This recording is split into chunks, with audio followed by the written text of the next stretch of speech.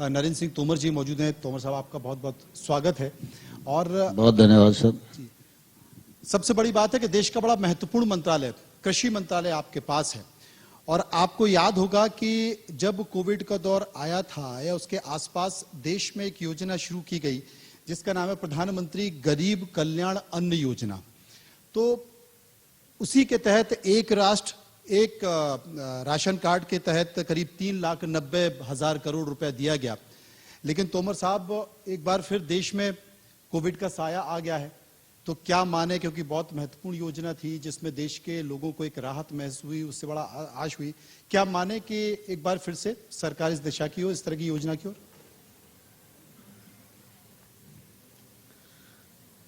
Covid के समय में स्वाभाविक रूप से देश में चिंताजनक स्थिति थी। आवागमन के साधन भी बंद थे, पूरी अर्थव्यवस्था भी बंद थी।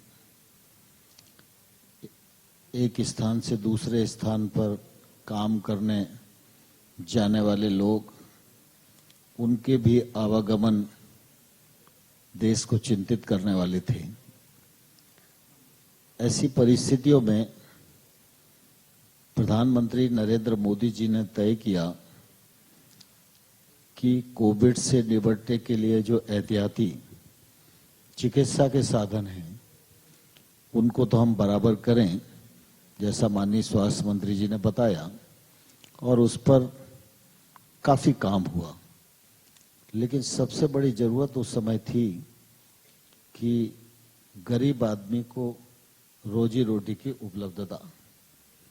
तो रोजी तो उस समय बंद हो गई थी, इसलिए हर व्यक्ति को रोटी मिल पाए और कोई भी व्यक्ति भूख से हमारे यहाँ न मरे, इसलिए खाद्यान्न को हर परिवार तक पहुंचाने का एक काम किया गया।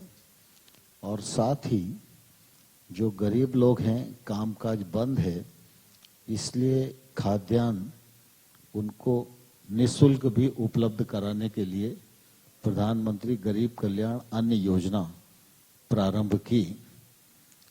इस योजना के अंतर्गत 1118 मीट्रिक टन खाद्यान्न का वितरण इन 7 चरणों में हुआ है। इस पर लगभग 3,90,000 करोड़ रुपए का व्यय हुआ है। कोविड के कारण कोई मृत्यु हुई, इससे इनकार नहीं किया जा सकता, लेकिन हम लोग यह कह सकते हैं कि हमारे यहाँ भूख के कारण इतने बड़े देश में किसी की मृत्यु नहीं हुई। हर व्यक्ति के पास पर्याप्त मात्रा में खाद्यान्न था। इसी प्रकार से लिक्विड मनी की भी उस समय में आवश्यकता थी। खाद्यान्न है तो तेल नहीं होगा, मसाला नहीं होगा, सब्जी नहीं होगी।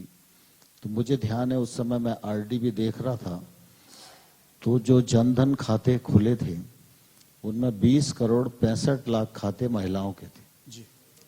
तो ऐसी 20 करोड़ 65 लाख महिलाओं को 3 किस्तों में 30,200 करोड़ रुपया उनके अकाउंट में पहुंचाने का काम किया, जिससे कि उनके घर का काम ठीक प्रकार से चल सके। जहां तक one nation one ration card का विषय है, यह मैं समझता हूं प्रधानमंत्री जी के नए रिफॉर्म में महत्वपूर्ण और क्रांतिकारी कदम है। तोमर साहब, एक चीज मैं पूछना चाहता हूं, क्योंकि लगातार प्रधानमंत्री बैठकें कर रहे हैं और स्वास्थ्य मंत्री बैठक कर रहे हैं, तमाम मंत्रालय की बैठक चल रही है। एक संकट है, ये कितना असर करेगा ये कहना मुश्किल है, लेकिन एक संकट है जिसके बारे में ये कहा जा सकता है कि आने वाला है, आ रहा है। उसको लेकर मंत्रालय की कुछ और स्कीम, कुछ सरकार की और योजना है, उसको लेकर क्या एहतियात इंतजाम किए जा रहे हैं? मैं समझता हूं कि उस विषय को बहुत अच्छे से स्वास्थ्य मंत्री जी ने स्पष्ट किया है। मैं भी इस अवसर पर देशवासियों को यही कहना चाहता हूं कि कुल मिला के मुसीबत कोई भी कभी भी आ सकती है, लेकिन हम सब लोगों को उस मुसीबत से लड़के निकल सकें, इस प्रकार की मानसिकता बनाने की जरूरत हमेशा रहती है। पूर्व में भी जब परिस्थिति आई थी तो हमारे पास मोदी जी जैसा नेतृत्व था, लेकिन पूरा देश और जनता मोदी जी के साथ खड़ी थी और इसलिए सारे देश ने मिलकर उस लड़ाई को लड़ा। और हम इस बात पर संतोष व्यक्त कर सकते हैं कि देश की, दुनिया की बहुत सारी अर्थव्यवस्थाएं हैं, बहुत सारे टेक्नोलॉजी से परिपूर्ण देश हैं, उन सब में भी अगर तुलनात्मक दृष्टि से देखेंगे तो भारत ने मोदी जी के नेतृत्व में जनता के सहयोग से बहुत अच्छा किया, जिसको पूरी दुनिया में प्रशंसा मिली है। और आने वाले कल में भी अगर कोई परिस्थिति ऐसी बनेगी तो निश्चित रूप से यह देश इसके लिए तैयार रहेगा। चाइना के बारे में क्या करें, क्योंकि पहले चाइना की अर्थव्यवस्था की चर्चा होती थी, अभी चाइना ने पूरे विश्व के नाक में दम कर रखा है, हमारी सीमाओं पे हमको परेशान करता है, छेड़ता है। और अब जो कोविड फिर दूसरी बार, क्योंकि पहली बार भी आया और दूसरी बार भी अगर कोविड से कोई परेशान हो रहा है विश्व में, तमाम देश, वो भी चाइना से ही हो रहे हैं, क्या कहा जाए? देखिए, कुल मिला के मैं ऐसा समझता हूं कि ये महामारी का दौर है। किसी भी देश में महामारी का संकट आए तो हमें संवेदना की दृष्टि से ही देखना चाहिए। जी। चाइना में है, अन्य देशों में उसकी उपस्थिति दर्ज हो रही है, तो हमारे यहाँ हम कैसे अपने नागरिकों को बचाएं, भारत सरकार का इस पर ध्यान केंद्रित है और इस दिशा में भारत सरकार एहतियाती कदम उठा रही है। यात्राओं का दौर चल रहा है देश में, एक बड़ी यात्रा चल रही है, भारत जोड़ो नाम की यात्रा है, राहुल गांधी उस यात्रा को लीड कर रहे हैं। और चूंकि पत्र लिखा गया उनको स्वास्थ्य मंत्री के द्वारा, तमाम सारी एडवाइजरी जारी की, आपको लगता है क्योंकि बहुत सारी भीड़ है, फिलहाल इस यात्रा पर रोक लगना चाहिए, आपका क्या मत है?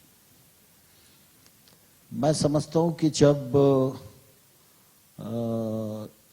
इस प्रकार की कोविड की आहट सुनाई दी तो स्वाभाविक रूप से ऐसी परिस्थिति पर संज्ञान लेने की प्राथमिक जिम्मेवारी सरकार की होती है। जी। लेकिन जितनी सरकार की जिम्मेवारी है उतनी ही प्रतिपक्षी दलों की भी जिम्मेवारी है। इसे लेकर कोई प्रतिष्ठा का प्रश्न नहीं है। कुल मिला के इस देश के 130 करोड़ लोगों की जान सुरक्षित हो, यह हम सबकी चिंता का विषय होना चाहिए। और मैं समझता हूं कि भीड़ से इस प्रकार की महामारी का प्रभाव बढ़ता है, तो उसके लिए जो पथ्य और परहेज जरूरी हैं वो उठाने की भी जरूरत है और स्वयं ये अनुशासन लोगों में दिखना चाहिए। अगर राजनीतिक दलों के नेताओं में नहीं दिखेगा तो फिर इसकी जिम्मेवारी राजनीतिक दलों के नेताओं पर ही होगी। स्वास्थ्य मंत्री जी ने उनकी यात्रा के लिए पत्र लिखा है। मैं समझता हूं कि ठीक दिशा में स्वास्थ्य मंत्री जी ने संकेत किया है और इस मामले में उनको आगे बढ़कर स्वास्थ्य मंत्री जी के एडवाइस को मानना चाहिए। जी, चूंकि वो अनुशासन हमने संसद में भी देखा, देश के प्रधानमंत्री जब कल आए तो वो मास्क के साथ आए और तमाम लोकसभा के सदस्य भी मौजूद रहे। अब जब कोविड आता है तो इम्यूनिटी की बात होती है कि आपकी इम्यूनिटी कैसी है, और मैं देख रहा हूं कि देश के प्रधानमंत्री ने यूएन में भी वो बात रखी और आपका मंत्रालय बड़े जोर शोर के साथ मिलेट्स की बात कर रहा है, मोटे अनाज की बात कर रहा है, इम्यूनिटी बढ़ाने की बात कर रहा है, और आपने तमाम भोज भी दिए हैं स्वादिष्ट मिलेट्स को लेकर, तो उस पर कुछ कहना चाहें? देखिए, मिलेट्स भारत के लिए नया विषय नहीं है। मोटा अनाज भारतीय अनाज है, यह हमारी रगों में रचा बसा है। पूर्व के समय में हर परिवार इस मोटे अनाज का उपयोग करता था, लेकिन एक समय ऐसा आया कि गेहूं और चावल की उपलब्धता प्रचुर मात्रा में हमारे पास रही और इसलिए धीरे धीरे गेहूं और चावल ने हमारी थाली का ज्यादा स्थान प्राप्त कर लिया। एक समय था जब हम खाद्यान्न के अभाव में थे, तो निश्चित रूप से हमारी जो नीतियां थी वो उत्पादन केंद्रित थी और इसलिए उत्पादन कैसे बढ़े, तो फर्टिलाइजर का यूज करो, बाकी साधन बढ़ाओ, खेती में सब्सिडी दो। तो आज मैं समझता हूँ खाद्यान्न की दृष्टि से हम सरप्लस कंट्री हैं और कृषि उत्पाद जितने भी होते हैं लगभग दुनिया में हम उसमें बहुत अच्छी स्थिति में हैं। तो स्वाभाविक रूप से जब हमारे पास सब चीज़ों की प्रचुरता है तो इस समय आवश्यकता है कि हम उत्पादन केंद्रित होने के बजाय दो चीज़ों पर विचार करें। एक तो किसान की आय पर केंद्रित करें कि उत्पादन तो हो रहा है, उत्पादकता भी बढ़ रही है, लेकिन किसान की आय बढ़ रही कि नहीं बढ़ रही। और इसलिए प्रधानमंत्री जी ने किसान की आय बढ़े इसके लिए आह्वान भी किया, बहुत सारे कार्यक्रम भी संचालित किए। पीएम किसान सम्मान निधि योजना जैसी योजना के अंतर्गत 11.5 करोड़ किसानों को उनके अकाउंट में 2,16,000 करोड़ रुपए जमा कराने का भी काम इस योजना के माध्यम से निश्चित रूप से प्रधानमंत्री जी ने किया है। और आज दूसरी आवश्यकता है कि हम जो कुछ खा रहे हैं उसमें पोषक तत्वों की उपस्थिति होनी चाहिए। अब उसको इम्यूनिटी भी कह सकते हैं, पोषकता भी कह सकते हैं। तो स्वाभाविक रूप से अगर हम देखेंगे तो हमारा ज्वार, बाजरा, रागी, कोदो, कंगनी, कुटकी, ये सब जो हमारे भारतीय अनाज हैं इनमें पोषकता की भरपूर मात्रा है। धीरे धीरे क्या है कि वो गेहूं और चावल आ गया तो वो थोड़ा प्रतिष्ठा ज्यादा प्राप्त कर गया और मिलेट्स जो है गरीबों का भोजन होकर रह गया। तो इसका नुकसान भी है क्योंकि जिस समय लोग मिलेट्स का ही उपयोग करते थे उस समय आदमी ज्यादा हट्टा कट्टा था और जलवायु के असर को भी ज्यादा सहन करने की क्षमता रखता था। आज धीरे धीरे वो क्षमता कम हो रही है। तो प्रधानमंत्री जी तो बड़े दूरदृष्टा हैं। पिछले बार आपने देखा कि योग भारतीय विधा थी, तो योग के विषय को भी उन्होंने यूएनओ में रखा तो सारी दुनिया ने उसका समर्थन किया। और आज मैं समझता हूं कि बहुत शिद्दत के साथ अगर सारी दुनिया के लोग किसी एक चीज पर सहमत हैं और उस चीज को उपयोग कर रहे हैं वो योग है। और 23 जून को 100 से अधिक देश जो है योगा डे मनाते हैं। तो योग पूरा आज दुनिया में मान्य हो गया।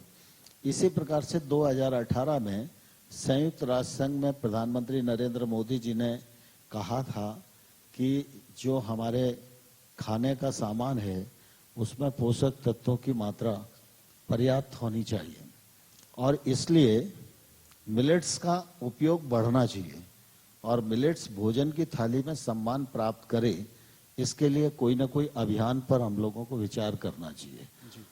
और इसलिए एक साल पूरा का पूरा मिलेट्स को समर्पित करना चाहिए। और इसलिए प्रधानमंत्री मोदी जी के आग्रह पर संयुक्त राष्ट्र संघ ने 2023 को ईयर ऑफ मिलेट्स घोषित किया और उसकी तैयारियां आज भारत में चल रही हैं और मैं समझता हूं बहुत जागरूकता बढ़ रही है और अभी जनवरी से वो कार्यक्रम शुरू होगा। लेकिन पूर्व तैयारी की दृष्टि से अनेक मंचों पर हम लोगों ने उस कार्यक्रम को संपन्न किया है। उसका प्रचार करने के लिए पिछले दिनों एम्बेसडर्स की भी लंच थी, सांसदों का भी लंच था, कल पत्रकारों का भी लंच था। ऐसे अनेक कार्यक्रम हम लोग कर रहे हैं। मिलेट्स का के उत्पादन बढ़े, उत्पादकता बढ़े, यह इसलिए भी जरूरी है कि मानव स्वास्थ्य के लिए तो वो ठीक है ही, लेकिन सामान्य तौर पर हमारे देश का 86% किसान छोटा किसान है और ये मिलेट्स जो है ये कम पानी में बिना फर्टिलाइजर के उगाया जा सकता है। और हमारे यहाँ वर्षा आधारित खेती ज्यादा है। वर्षा आधारित जो जो क्षेत्र हैं वहाँ ज्वार, बाजरा, रागी, ये सारे के सारे मिलेट्स बहुत अच्छे से उगाए जा सकते हैं। इनका उत्पादन और उत्पादकता बढ़ेगी तो निश्चित रूप से हमारे गरीब किसान की भी ताकत बढ़ेगी। और जैसे जैसे अवेयरनेस पूरी दुनिया में होगी तो हम मिलेट्स के सबसे बड़े उत्पादक हैं दुनिया में, तो निश्चित रूप से दुनिया में मांग बढ़ेगी तो हमारा एक्सपोर्ट बढ़ेगा। हमारे एग्री स्टार्टअप्स जो प्रोसेस करके प्रोडक्ट बना रहे हैं लगभग अभी 67 प्रोडक्ट्स हमारे एग्री स्टार्टअप ने बनाए हैं रेडी टू एट जैसे, तो उनकी मांग भी बढ़ेगी तो हमारी अर्थव्यवस्था को भी बल मिलेगा। और मुझे लगता है बहुत कम समय हुआ है, बाजरा के जो दाम है उसमें 400 रुपए की बढ़ोतरी भी हो गई है, ये भी एक अच्छी खबर आ रही है। क्या G20 में भी इसको प्रमोट किया जाएगा, क्योंकि तमाम कार्यक्रम हाँ, चल रहे हैं? प्रधानमंत्री जी का आग्रह है कि सभी स्थानों पर मिलेट्स ईयर के दौरान जो जो कार्यक्रम होंगे उसमें मिलेट्स का कोई ना कोई आइटम परोसा जाए और इसके प्रति सब लोगों में जागरूकता आए। क्योंकि बच्चे पिज्जा, बर्गर और ज्यादातर मैदे की चीजें खाते हैं, तो क्या एक दिन स्वैच्छिक रूप से ऐसी कुछ एडवाइजरी हो सकती है कि स्कूलों में भी मिलेट से संबंधित कुछ व्यंजन उनको मिल पाए? नहीं, जब मिलेट्स ईयर के लिए हम लोग काम कर रहे हैं तो कृषि मंत्रालय नोडल मिनिस्ट्री है जी। ये अलग बात है, लेकिन सभी मंत्रालयों के साथ एक पूरा टीम बनी हुई है और हर मंत्रालय के साथ सचिवों की बैठक होती है और जिस मंत्रालय में, जैसे शिक्षा मंत्रालय, तो मध्याह्न भोजन में मिलेट्स कैसे पहुंच सकता है, उसके लिए वो प्लान कर रहे हैं। एयरवेज मिनिस्ट्री है तो हवाई जहाज में मिलेट्स कैसे परोसा जा सकता है। जो बिस्किट हैं तो वो मिलेट्स के बिस्किट कैसे परोसे जा सकते हैं। तो ऐसे जितनी भी मंत्रालयों का इससे संबंध आता है खाने पीने की चीजों से, तो वो मंत्रालय के साथ बैठकर पूरी उनकी 1 वर्ष की योजना बन गई है और 1 जनवरी के बाद वो सब अपना अपना कार्यक्रम सिलसिलेवार प्रारंभ करेंगे। जी, आपका व्यस्ततम समय, एक छोटा सा सवाल पूछना चाहूंगा, क्योंकि सुप्रीम कोर्ट में भी इसे लेकर बहस चल रही है। फ्रीवीज को लेकर ये कहा जा रहा है कि मुफ्त की जो योजना है वो जनता को दी जाती है और बहुत सारी राजनीतिक पार्टियां इसका फायदा उठाती हैं। एक राजनीतिक पार्टी बिजली, पानी, बहुत सारी चीजें मुफ्त में देता है, जिसका तमाम राजनीतिक पार्टी विरोध भी कर रही हैं। लेकिन वहीं ऐसी भी कल्याणकारी योजना है जो कि मुफ्त में दी जाती है लोगों को, जिससे लोगों को एक राहत मिलती है। क्या कहें ऐसी मुफ्त की योजनाओं को लेकर? देखिए, दरअसल क्या है कि स्वाभाविक रूप से जब राजनीतिक दृष्टिकोण के आधार पर और वोट के लालच में अगर किसी चीज को मुफ्त में बांटा जाता है तो ये दृष्टि उचित नहीं है। लेकिन अगर समय की, काल की, देश की, वर्ग की, क्षेत्र की आवश्यकता उस समय प्रतिपादित होती है तो निश्चित रूप से उस आवश्यकता को पूर्ण करने का प्रयास सरकार ने करना चाहिए। आपने बहुत समय निकाला अपने व्यस्ततम कार्यक्रम में से, आपका बहुत बहुत शुक्रिया। ITV नेटवर्क, इंडिया न्यूज आपका बहुत बहुत शुक्रिया करता है। बहुत धन्यवाद मनोज जी।